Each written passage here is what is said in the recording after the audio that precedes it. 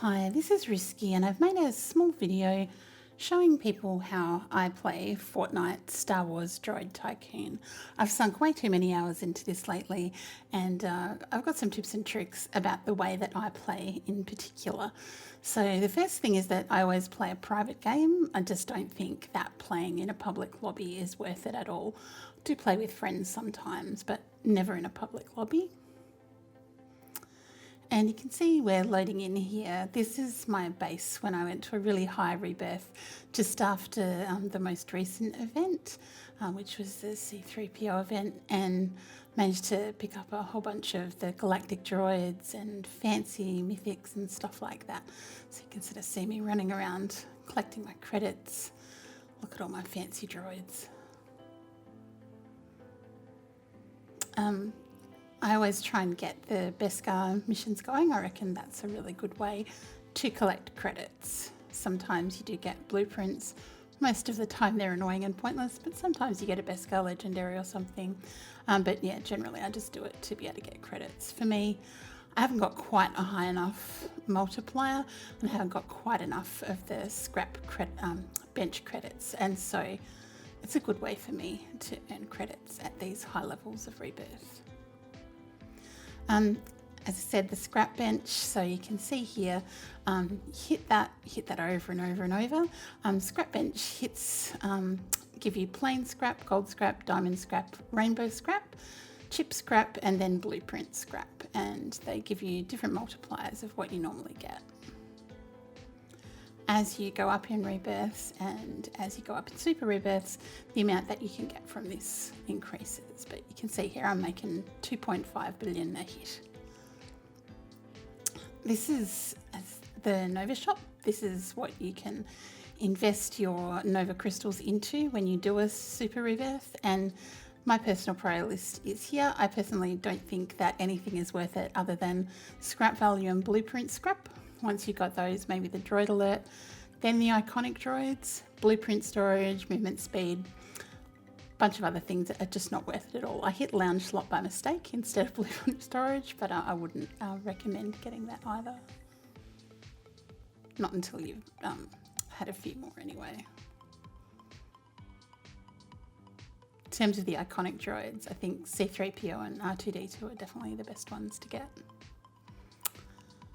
But yeah, you can see here, I finally scraped together the 21 trillion credits for my rebirth, and this is going to take me from 25 to 26. And you can see there the offline earnings, which is sitting at 69. Scrap bench, I'm hitting for 2.55 billion. Do the rebirth, my multiplier goes up. You can see my offline earnings go up. I'm getting 2.66 instead of 2.55 for hitting the scrap bench. Rebirth 27 was just going to be crazy, and I've never been higher than this. This is the highest I've gone to. And so I was never going to get to 27, so I do the super rebirth now. Heaps of Nova crystals, which is enough for me to get another level of scrap value. And I do like this little animation of seeing all your cool droids one last time.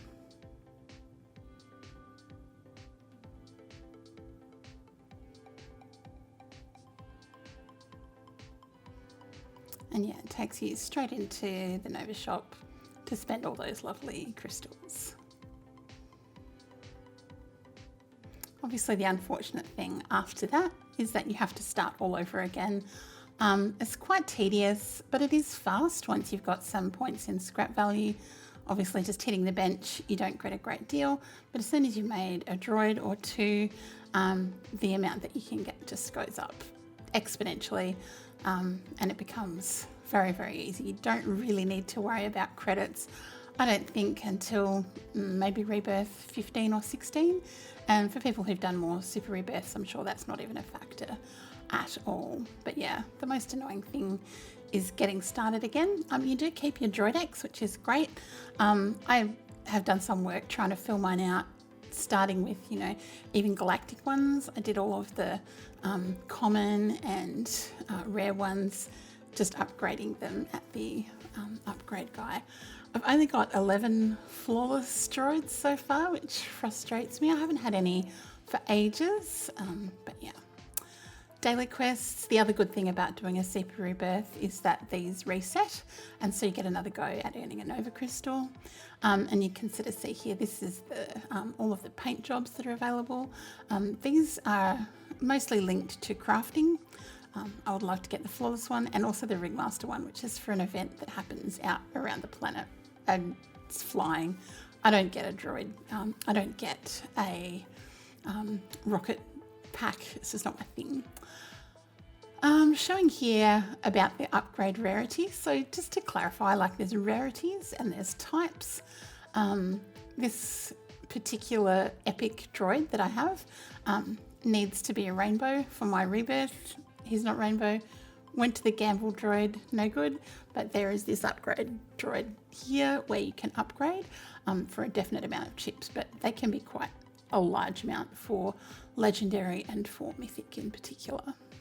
The other tip here, I always put a cone on the droids that I want to keep, so I don't sell them when I'm going to go and rebirth. That's pretty common. You see other people doing that in public lobbies too.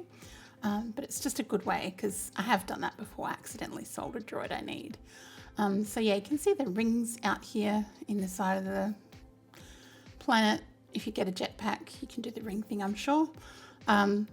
There are random chips out here and there are these little containers that have hats in them, and I got a hat, yay. I always stock up on Gold Splash, and I just want to show one final thing here, which is about putting the type of droid on the right bench. So if you put the worker droid on the worker bench, takes a minute 39, whereas if you just put him on a random bench, so the battle bench, it's a minute 50. So it's definitely worth it.